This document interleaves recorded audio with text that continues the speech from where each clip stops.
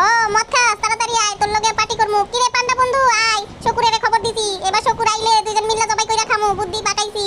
আয় আয় তাড়াতাড়ি আয়। হ্যালো, তোমার সাথে দেখা হয়ে ভালো লাগলো, চলো তিনজন মিলে পার্টি করব, চলো।